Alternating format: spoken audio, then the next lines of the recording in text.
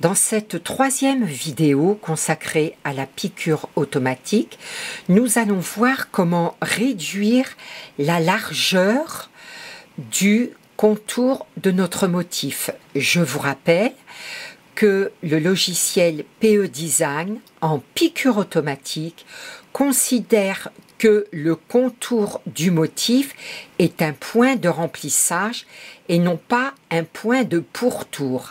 Et je vais vous en apporter la preuve tout de suite.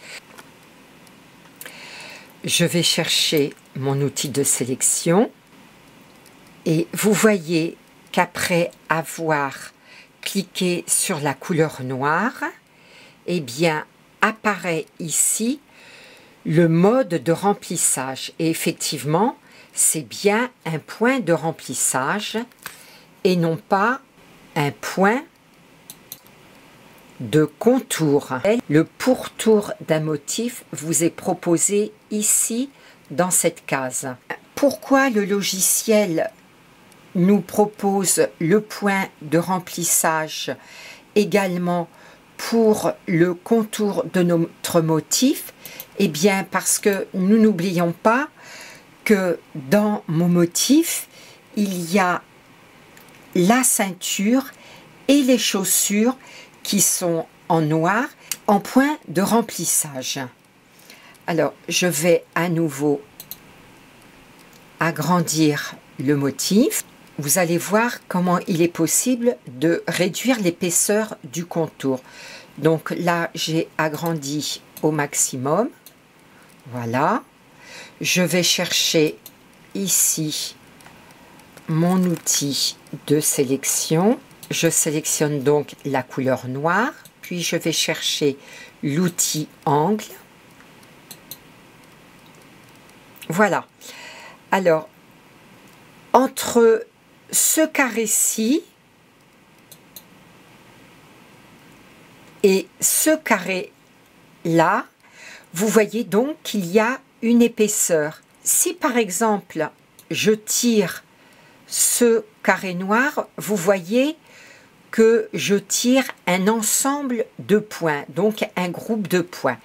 Eh bien, pour réduire l'épaisseur de mon contour, il va tout simplement falloir que je joue à la fois sur les groupes de points extérieurs et sur les groupes de points intérieurs.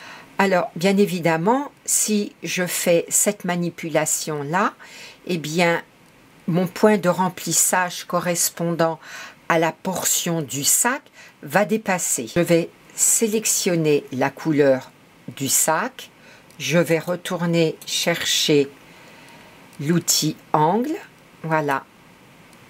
Je vais réduire la couleur du sac de façon à ce que le contour le couvre.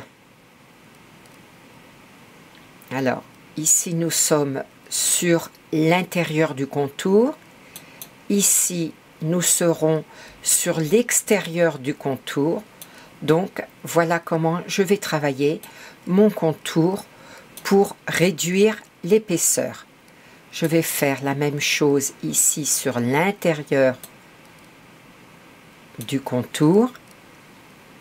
Voilà.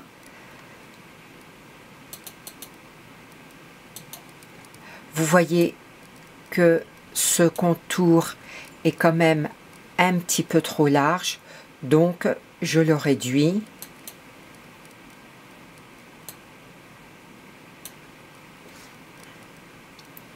Et je fais la même opération sur les contours que je trouve beaucoup trop épais. Vous penserez peut-être que c'est un travail fastidieux, mais il vaut mieux passer du temps pour réaliser un fichier de broderie que vous serez peut-être amené à broder plusieurs fois. Une fois que le travail a été bien fait sur le premier fichier, et bien après vous ne pourrez avoir que des bons résultats pour les broderies futures. Nous voici maintenant dans la version Next du logiciel. Donc les manipulations sont exactement les mêmes. Je prends mon outil de sélection. Je vais sélectionner ici la couleur noire. Et vous voyez que lorsque je vais cliquer ici dans Caractéristiques,